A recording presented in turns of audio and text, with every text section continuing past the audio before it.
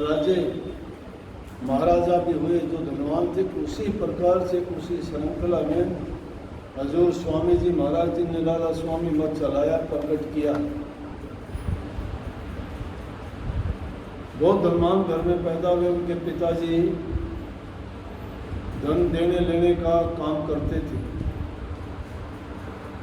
लोगों को देते थे, उनसे ब्याज बट्टा कुछ लेते थे। लेकिन जब स्वामी जी महाराज ने होश संभाले तो उन्होंने देखा, उन्होंने सब लोगों को बुला के और जो उनके कर्जे थे, जिनके सिर थे, उनके सब के कागज फाड़ के कह दिए कि आज से तुम्हें कोई कुछ नहीं देना, किसी का नहीं, सबके कर्ज माफ करो,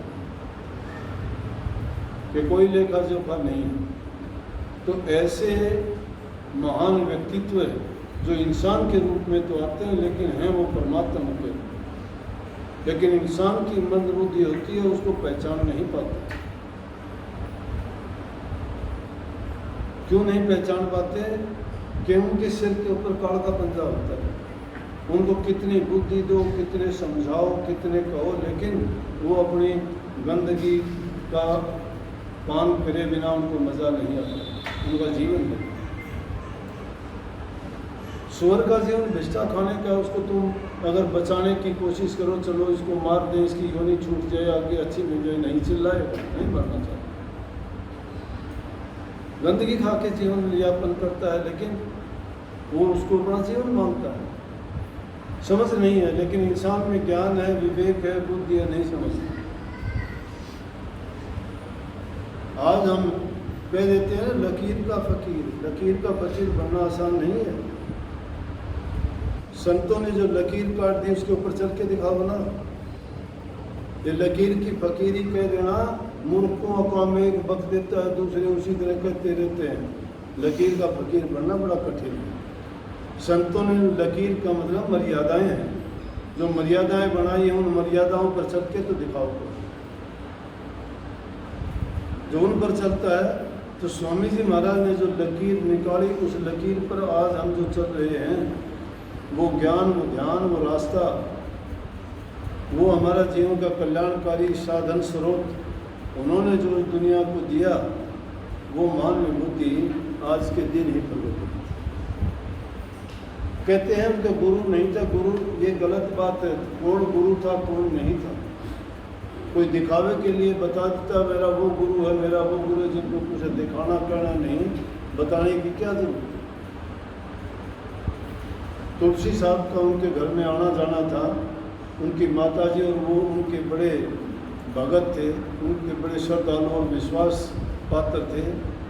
वो जब उनके घर में आते थे, मस्त फकीरी थी तुलसी साहब की, हाथरस में रहते थे। और स्वामी जी महाराज के जब घर में आते, नंगे पैरों उनके कपड़े होते, उनको ऐसे ही घूम जाते, गिले पैरों से, मिट्टी से सबको भर देते। वही ज्ञान उनके घर में प्रकट था।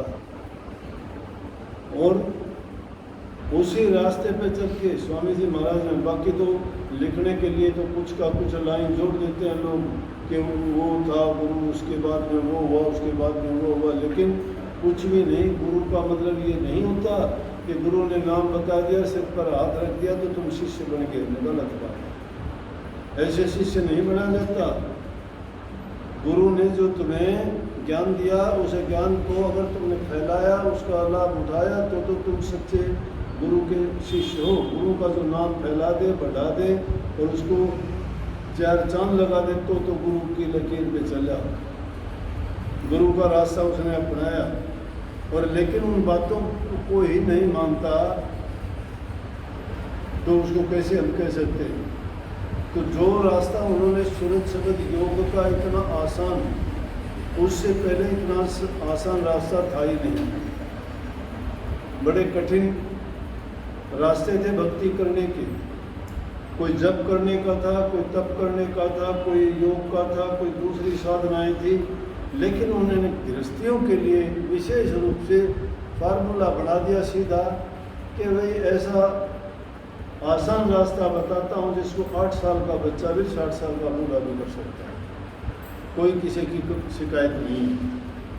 और उसके लिए उन्होंने कितना सीधा बताया कि सीधे रास्ते हैं गृहस्थी आदमी, अपने घर गृह के सारे काम करते हुए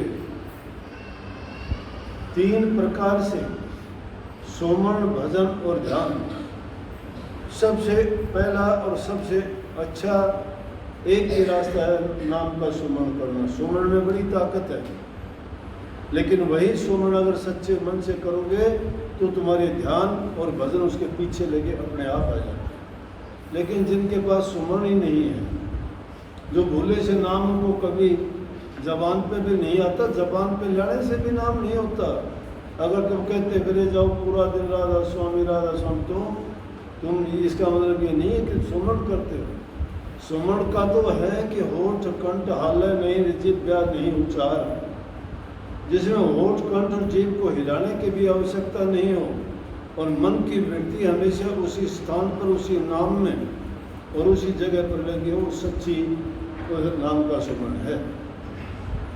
अगर बैठते हो तुम दिखावे के लिए, आंख बंद कर लिए, कानों में आंगली ठूंढ ली, होठ बंद कर लिए, कुछ समय के लिए एकांत में बैठ के, उस एकांत में बैठ के मार काट करते रहे दूसरे लोगों की, मन में तुम्हारे चलती रही और कुछ बातें। ध्यान किस चीज़ का किया? एकांत में बैठे, उसमें बैठ के भी तुमने जो ख्याल और विचार किया, थोड़ा बहुत भी नाम का सुमन किया होगा तो सब कुछ जो तुम्हारी बुराई की सोच थी उनको वो ताकत मिली। इसलिए संत मत समझ का है, उसमें संतान, पत्नी, घर परिवार कोई बाधा नहीं है। बता दूं, सिखों के 10 गुरु हुए, एक भी ऐसा नहीं था जिसकी शादी नहीं हुई, एक भी ऐसा नहीं था जिसकी संतान नहीं हुई। क्या वो गुरु नहीं थे? गुरु थे, लेकिन त्याग थे। उनकी पत्नियां बराबर तक बैठती थी, लेकिन जब गद्दी का टाइम आता था तो बाद में तो विकृति आ जाती है हर चीज़ में, जो शुरू में होती है वैसे नहीं रहती। लेकिन अपने बच्चों तक नहीं दी। नानक साहब ने अपने गुरुमुख शिष्य को गद्दी दी, अपने बेटों को नहीं दी। अंगद साहब ने अपने बेटे को नहीं दी, अमरदास ने अपने बेटे को नहीं दी। उसके बाद में तो जो चलता रहा वो फिर अलग बात है।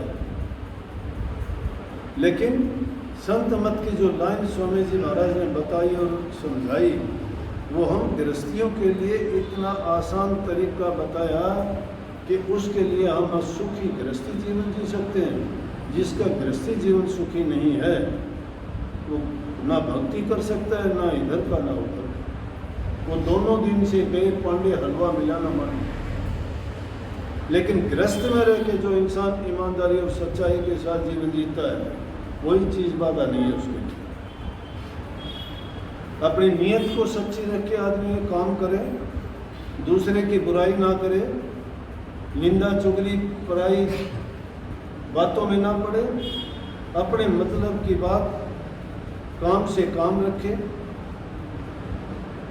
और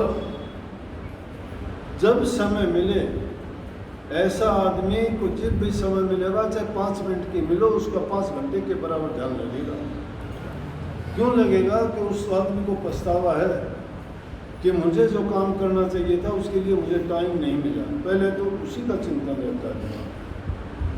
सही चिंतन जो नाम का, भक्ति का और अच्छाई का है, वही भक्ति है। और एकांत में बैठे आंखें बंद करके चिंतन दूसरे का करते हो तो ध्यान कहाँ है? तो पाप कमाते हो। तो संतों की जो लाइन थी, उन्होंने जो कही कि इसमें सुमन, भजन और ध्यान से इंसान का ये जीवन, गृहस्थ का जीवन भी सुखी होगा। और ये जीवन जिसका सुखी है वही आदमी शांत चित्त होगा, वही भजन में मन लगा सकता है। उन्होंने और कोई क्या नाम तो कोई भी, कोई 2 अक्षर का होगा, कोई 5 का होगा, कोई 4 का होगा।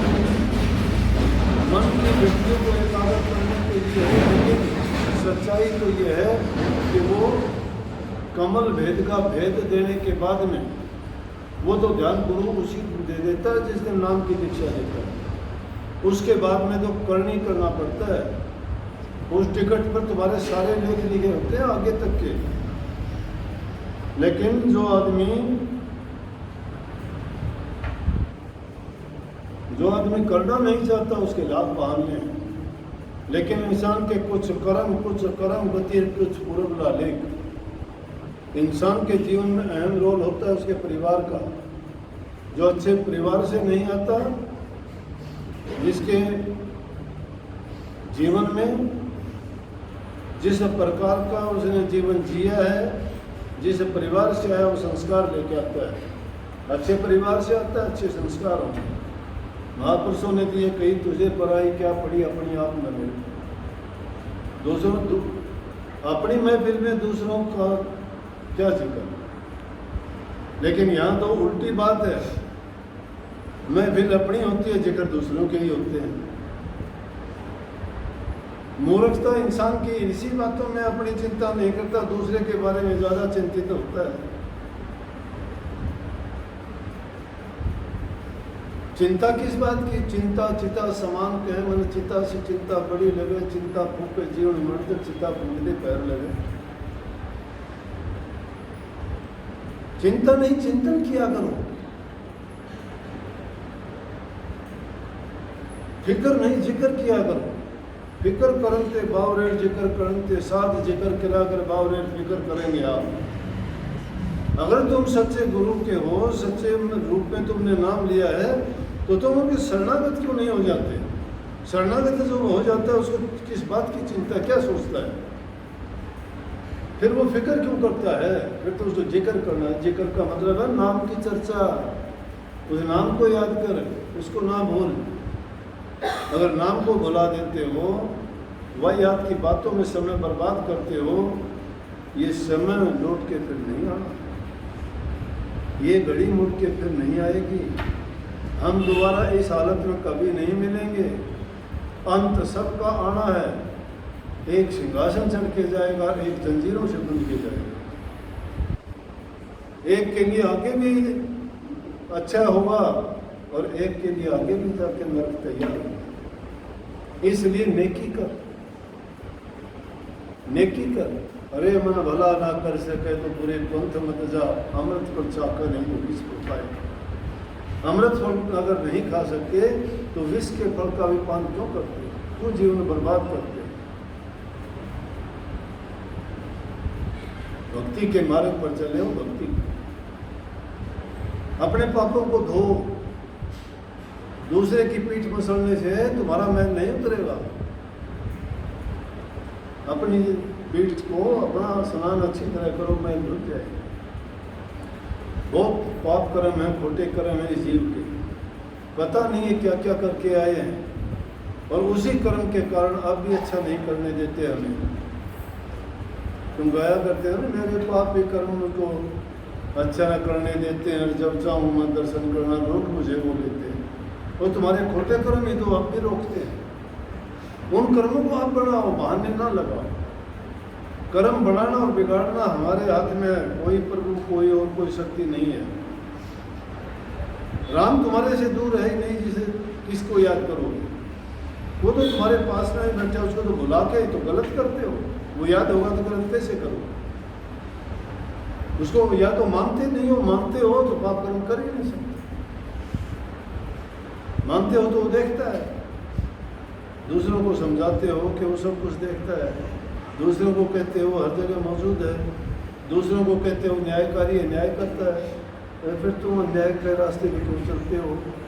फिर तुम पाप कर्म क्यों करते हो? देखता ही है। तो तुम तो उसको मानते ही नहीं। इसका मतलब ना वो नहीं है कहीं भी, करो मन मर्जी। अच्छे करने में बड़ी मेहनत लगती है। एक आदमी का मन से नहीं जीत सकते, दुश्मनी लाखों से करते हैं।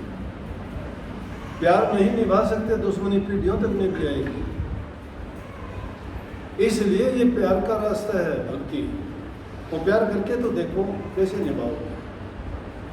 बहुत जल्दी टूट जाता है प्यार का रिश्ता, नफरत का नहीं टूटता। नफरत को जब तक नहीं मिटाते प्यार नहीं ठहरता हो। ये प्यार का मार्ग है, प्रेम का मार्ग है, इसीलिए इसको प्रेमा भक्ति कहते हैं। और वो सबसे उत्तम प्रेम है सतगुरु के साथ करना। क्यों कहीं मीरा ने तेरी मैं तो प्रेम दीवान, मेरा दर्द न जाने को। प्रेम दीवानी, प्रेम की दीवानी है। और प्रेम दीवाने जो हुए आंखों से आंसू बहते हैं और दिल में दर्द होता है, दूसरे को दिखा नहीं पाते। और ये भी मैं बता दूं, अगर सतगुरु के बन गए तो सतगुरु तुम्हारा कभी साथ नहीं छोड़ता। ये घर परिवार नातेदार रिश्तेदार ये तो थोड़ी सी भी आफत आएगी दूर भाग जाएंगे, शक्ल भी नहीं देखेंगे तुम्हारी, लेकिन सतगुरु फिर भी संभाल करेगा। कैसे भी हालत में हो सतगुरु फिर संभाल करेगा। सतगुरु की महिमा इसलिए गाई रही है। क्यों वो सब गाया करते हो? सतगुरु बिन हम देख लिया कोई भी किसी का उम्मीद नहीं, मतलब की है दुनिया सारी, बिन मतलब करता कोई प्रीत नहीं। खुद गर्जी के लिए प्रीत ना करो, खुद गरज नहीं बेगरज हो जाए। खुद गर्जी के लिए जो प्रेम और प्रीत करते हो स्वार्थ की, ये हमारी लकीर में नहीं है। हमारी लकीर तो सीधी सादी है कि प्रेम करो, दीन दुखी से करो, गरीब से करो, सबसे प्रेम करो। सब उस मालिक की संतान है, सब बराबर हैं। जिस किसी का हृदय खोल के देखो, प्यार सबके अंदर है, लेकिन वो प्यार क्यों नहीं प्रकट? कि कोई अपनी ज़मीन में अरंड बो दे तो गेहूँ कहाँ से आएंगे? अरंड काटेगा। कोई गुलाब होगा, गुलाब मिलेगा। जो टमाटर और सेब होगा उसको अच्छी चीज़ मिलेगी, क्योंकि बीज के अनुसार उसका फल बनता है, वही मिलता है। इसलिए बुराई के रास्ते ना चल के जो हमारे संतों ने लकीर दी है, उस लकीर के फकीर बन के सच्चे बन के चलो। तुम्हारा जीवन भी खुशियों से महकेगा और आगे भी तुम्हारे मुक्ति के द्वार खुले मिलेंगे। सतगुरु पहरेदार होगा, वहाँ चेक कर लेगा। जिसने गलत किया वो वहाँ भी घृणा का पात्र बनेगा, और जो प्यार करने वाला है वो खुले दरवाजे जाएगा, उसको रोकने वाला है। बहुत बहुत आशीर्वाद। राधा खुश रहो।